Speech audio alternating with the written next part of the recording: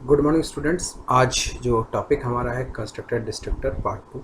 तो पिछली क्लासेस में अपन ने देखा था कंस्ट्रक्टर क्या होते हैं और कंस्ट्रक्टर के टाइप में अपन देखा था default constructor, private constructor, static constructor और पैरामीटराइज कंस्ट्रक्टर। क्लियर। आज अपन देखते हैं कॉपी कंस्ट्रक्टर। क्या देखते हैं अपन? Copy constructor. चलिए, उससे पहले एक आज कीवर्ड आपको बताते हैं। दिस कीवर्ड का मतलब कौन सा कीवर्ड? दिस कीवर्ड का मतलब यहाँ पे दिस कीवर्ड क्यों यूज़ करते हैं, पहले दिस कीवर्ड देख लेते हैं। तो दिस कीवर्ड जब क्लास के वेरिएबल्स को इटसेल्फ वेरिएबल को हम जब कॉल करते हैं तो किस कीवर्ड का यूज़ करते हैं? दिस कीवर्ड का यूज़ करते हैं। अब देखिए यहाँ पे अपन ने किया, एक न्यू प्रोजेक्ट लेते हैं अपन, न्यू एप्लीकेशन, और यहाँ पे जैसे अपन ने दे दिया प्रोग्राम दिस डेमो। क्या दिया अपन ने? This demo. ठीक है।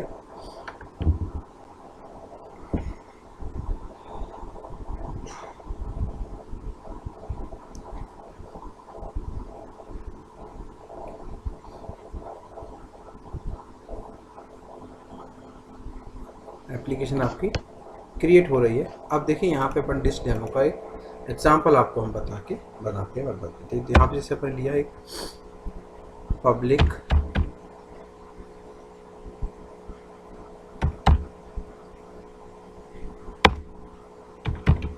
क्लास एम्प्लॉई, ठीक। उसके बाद अपन ने यहाँ पे कर दिया private int ID string name, एक अपन ने प्राइवेट इंट एज। उसके बाद अपन ने किया पब्लिक, एक कंस्ट्रक्टर बनाया अपन ने एम्प्लॉई। ये जो कंस्ट्रक्टर हमारा डिफॉल्ट कंस्ट्रक्टर, यहाँ पे हमने किया नेम इक्वल टू नल,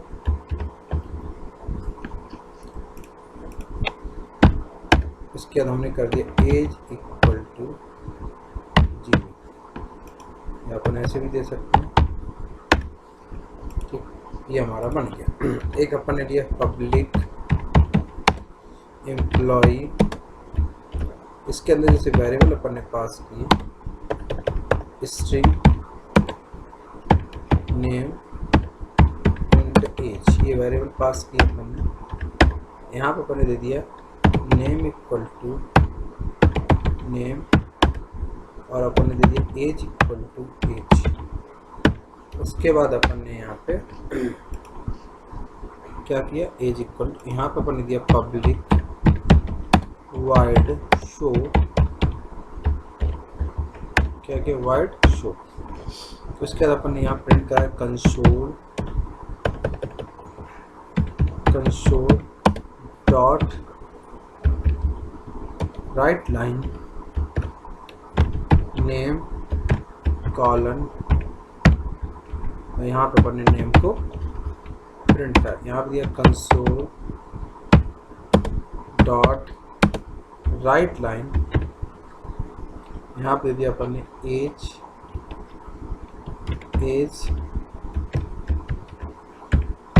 और यहाँ पे पास कर दिया अपन ने एज को। ठीक है। अब अपन यहाँ पे आए मेन क्लास के अंदर, तो कंसोल डॉट रीड की, क्लियर। उसके बाद हमने यहाँ पे ऑब्जेक्ट बनाए एम्प्लॉय EMP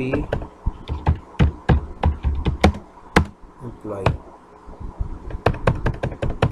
क्लास का नाम क्या है? एम्प्लॉय। और यहाँ पे अगर अभी हमने यहाँ पे किया EMP डॉट शो, तो कौन सा कंस्ट्रक्टर कॉल होगा? हमारा डिफॉल्ट कंस्ट्रक्टर कॉल होगा, ये आपको मालूम है।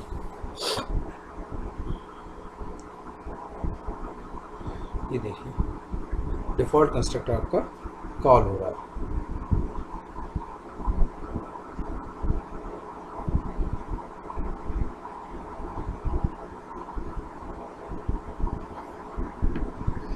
क्लियर।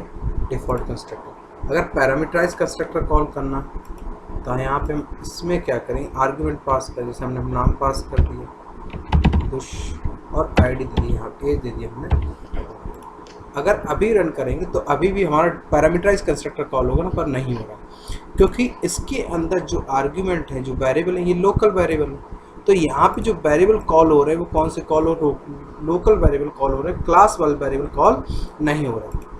अगर क्लास वाले वेरिएबल हमें कॉल करना है तो हम यहाँ पे दिस डॉट नेम और यहाँ पे कर देंगे this dot H.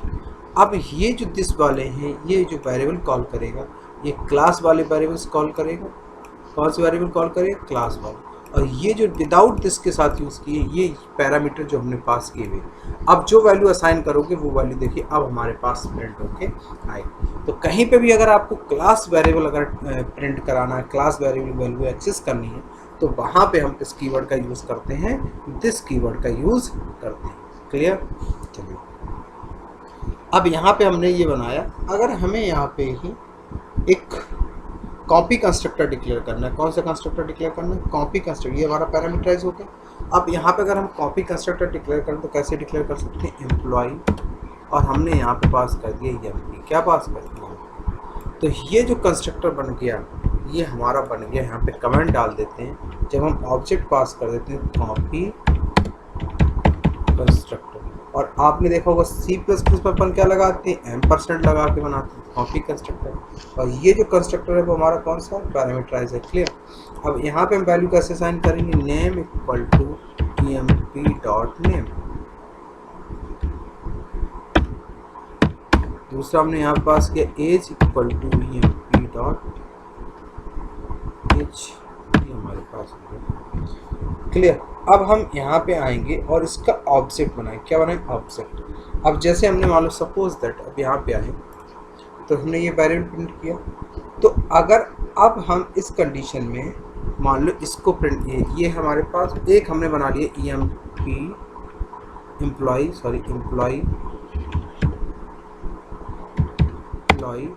emp1 equal to new employee, और इसके अंदर अगर हमने पास कर दिया emp, क्या पास कर, तो अगर अभी हम emp को प्रिंट कराएंगे तो वैल्यू हमको क्या मिलेगी? वैल्यू हमको क्या मिलेगी? इसको थोड़ा सा कमेंट में डाल देते हैं। ये देखिए अभी हमको क्या मिलेगा? दुश और 14। अगर अब इसकी वैल्यू इसमें साइन होगी, अगर हम 1 को प्रिंट कराएं तो 1 में भी हमें यही वैल्यू मिलनी चाहिए। ठीक है? तो अगर एक कंस्ट्रक्टर, किसी कंस्ट्रक्टर की फाइनल वैल्यू कॉपी कंस्ट्रक्टर की कैसी वैल्यू बनती है? इनिशियल वैल्यू बनती है। तो ये जो एग्जांपल मैंने आपको बताया ये किस कंस्ट्रक्टर का है? Copy constructor.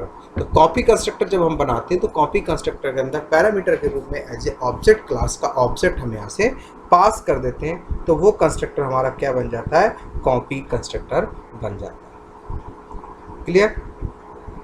तो आपको एक क्लियर हो गया होगा, ये हमारा कहलाता है कॉपी कंस्ट्रक्टर। क्लियर? चलिए तो इसको आप नोट कर लीजिएगा, स्क्रीनशॉट ले लीजिएगा। ठीक है, इसको आप चलिए कुछ स्टूडेंट्स को प्रॉब्लम आ रही थी, सर एक बार स्टैटिक कंस्ट्रक्टर और बता दीजिए कि स्टैटिक कंस्ट्रक्टर अपन कैसे यूज़ करते हैं। तो देख लेते हैं, एक एग्जांपल बना के आपको स्टैटिक दोबारा दिखाता हूँ। Start new project. तो स्टैटिक कंस्ट्रक्टर हमने आपको बनाने के लिए हमने बताया था कि स्टैटिक कंस्ट्रक्टर जब हम बनाते हैं तो उसके लिए अपन क्या करते हैं कि कोई एक स्पेसिफिक वैल्यू स्टैटिक वेरिएबल होनी चाहिए, स्टैटिक वेरिएबल को ही एक्सेस करता है। तो अपन यहाँ पे क्या करते हैं, एक डेमो बताते हैं। डेमो स्टैटिक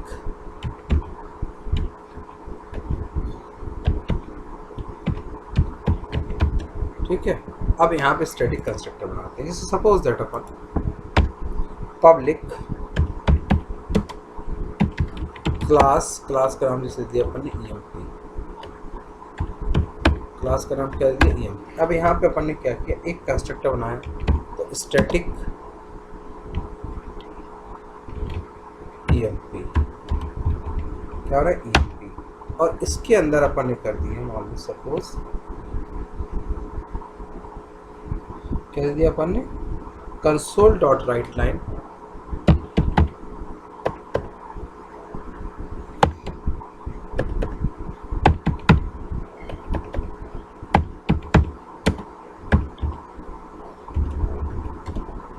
और यहाँ पे हमने दे दिया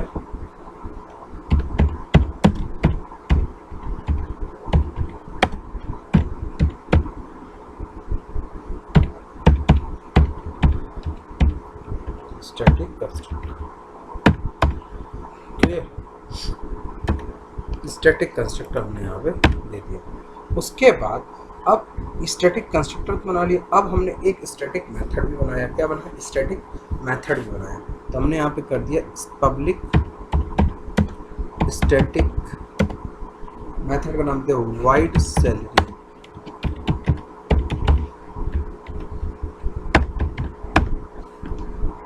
यहाँ पर हम प्रिंट कराए कंसोल डॉट, बस सिंपल मैसेज प्रिंट करा लेते हैं, द सैलरी मेथड। क्या कर दिया? The salary method. क्या कर? The salary method. क्लियर। उसके बाद हम अपनी मेन फंक्शंस के अंदर, किसके अंदर? मेन फंक्शंस के अंदर। ठीक है। अब जब मेन फंक्शंस के अंदर आए तो आप यहाँ पे क्या करेंगे? सिंपल एम्प्लॉई EMP डॉट, जो मेथड हमारे पास है सैलरी वाली मेथड को आप कॉल करेंगे और यहाँ पे दे देंगे कंसोल डॉट रीड की। क्या करें? कंसोल डॉट रीड की। ठीक, अब इसको आप रन करा दीजिए। कंस्ट्रक्टर ऑटोमेटिक आपका कॉल हो गया। जबकि कंस्ट्रक्टर कब कॉल होते हैं? जब किसी क्लास का ऑब्जेक्ट बनाते हैं। तो जैसे ही आपने फंक्शन किया, देखिए स्टैटिक कंस्ट्रक्टर ऑटोमेटिक आपका कॉल होता है। अब देखिए, अगर यहीं पे हम सपोज दैट इसको स्टैटिक ना बनाए, अब देख लीजिए,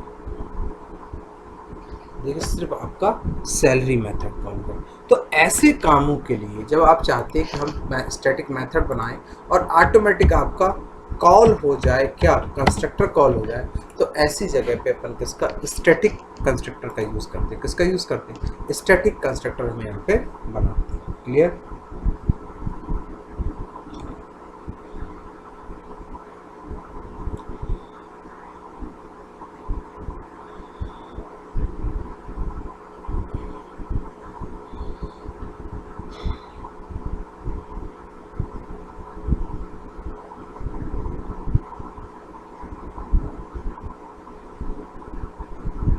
तो ये आप लोग कर लेंगे, इनमें किसी कोई दिक्कत नहीं स्टूडेंट्स।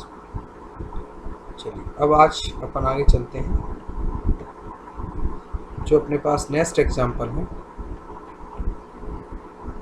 और नेक्स्ट टॉपिक अपने पास, जैसे अपने पास कंस्ट्रक्टर होता है वैसे ही हमारे पास क्या होते हैं? डिस्ट्रक्टर होते हैं। क्या होते हैं? डिस्ट्रक्टर। क्लियर।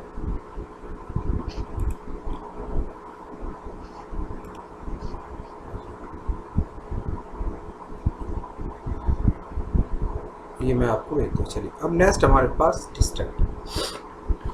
अब देखिए डिस्ट्रक्टर क्या होते हैं कि जो कंस्ट्रक्टर के द्वारा मेमोरी यूज़ की जाती है वो हमारे क्या कहला, उस मेमोरी को ये क्या करता है? फ्री करता है। ये हमारा काम किसका होता है? डिस्ट्रक्टर को होता है। डिस्ट्रक्टर, और देखिए हमारे पास इसमें भी हमारे पास जो है डिस्ट्रक्टर के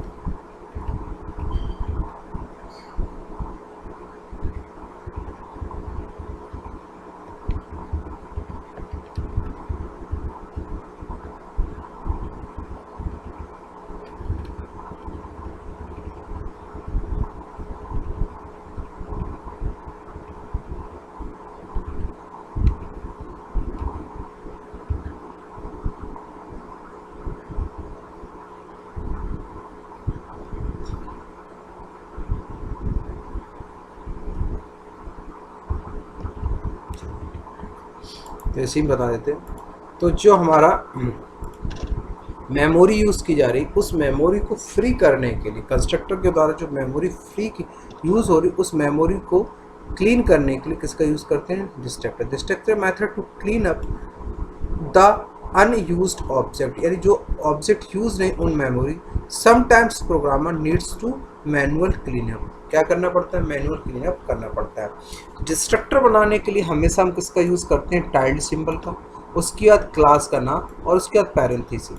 पर इसमें कोई आर्ग्यूमेंट पास नहीं होती, इसलिए डिस्ट्रक्टर को हम ओवरलोड नहीं कर सकते, जबकि हम कंस्ट्रक्टर को ओवरलोड करते हैं। फॉर एग्जांपल डिस्ट्रक्टर, एक क्लास में मल्टीपल कंस्ट्रक्टर तो हो सकते हैं पर डिस्ट्रक्टर हमारा एक ही हो सकता है, तो इसलिए अपन डिस्ट्रक्टर बनाने के लिए अपन क्या करते हैं, टाइल्ड सिंबल लगा दिया, उसके अंदर कोई मैसेज और उसके बाद इसको अपन यूज़ करते हैं। Destructor will call after execution of program, जैसे ही प्रोग्राम का एग्जीक्यूशन होता है डिस्ट्रक्टर ऑटोमेटिक आपके क्या हो जाते हैं, कॉल हो जाते हैं। तो डिस्ट्रक्टर देखिए एक सिंपल प्रोग्राम, जैसे अपन ये पूरा बनाए, इसको अपन क्लोज कर देते हैं।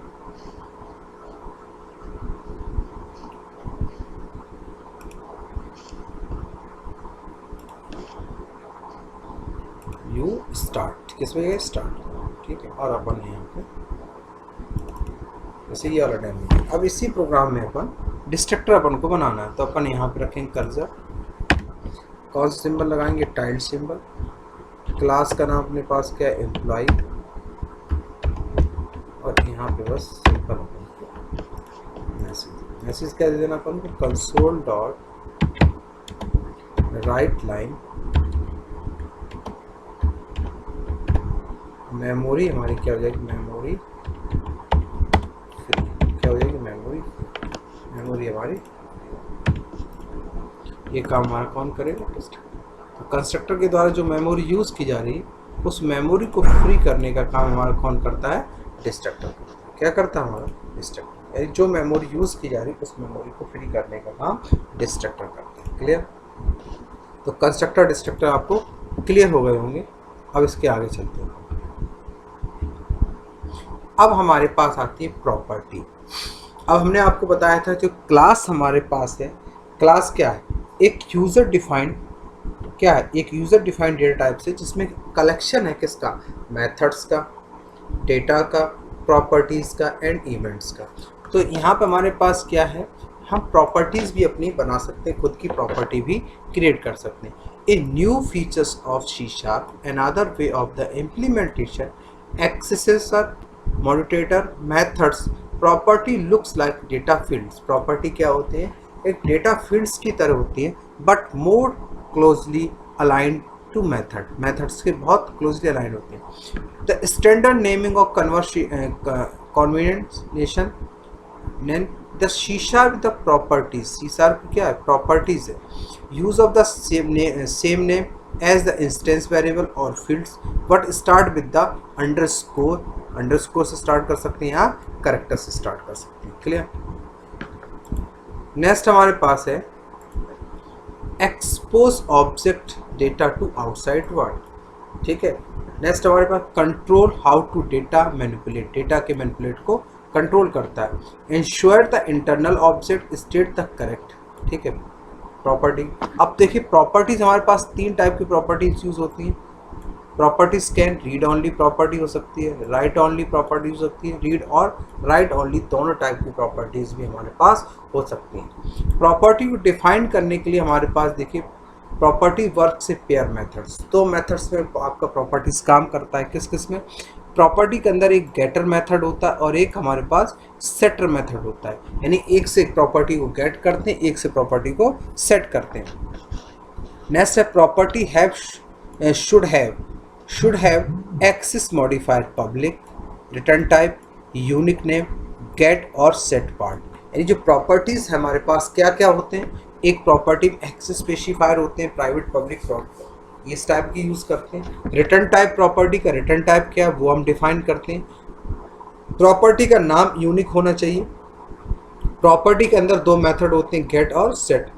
Can content the code processing data, ये क्या करते हैं, code processing data. Specific way apply to validation, किसके लिए हम यूज़ करते हैं, वैलिडेशन के लिए इसको यूज़ करते हैं। जैसे फॉर एग्जांपल इसको बनाने की जो हमारे पास इस तरीका क्या, डिफाइनिंग द एग्जांपल, हमने इससे पॉइंट ली, इसमें क्लास लिया, देखिए हमने यहाँ पे ये प्रॉपर्टी बनाई, तो रिटर्न और ये हमारा क्या करता है, वैल्यू को सेट करता है। इस टाइप से हम बनाते हैं पब्लिक इंट एक्स, ये हमारे यहाँ पे क्लियर, इस टाइप से हम प्रॉपर्टी यहाँ पे बनाते हैं। चलिए, तो नेक्स्ट क्लास में अपन ये प्रॉपर्टी के एग्जांपल्स देखें और सारी चीज़ों को हम आपको विस्तार समझाएंगे। तो इनको आपको सबको करना है। किसी स्टूडेंट्स को कोई भी टॉपिक में अगर दिक्कत आए तो आप हमें बताएं। तो नेक्स्ट क्लास में हमारे पास होगा कि यूज़र डिफाइंड प्रॉपर्टीज़ को कैसे बनाते हैं और कैसे उन पर हम वर्क करते हैं, ये सारी चीज़ें अपन देखेंगे। क्लियर? चलिए, तो ये सब आप कर लीजिएगा। किसी स्टूडेंट को कोई प्रॉब्लम आए तो बताएगा जरूर। Thank you.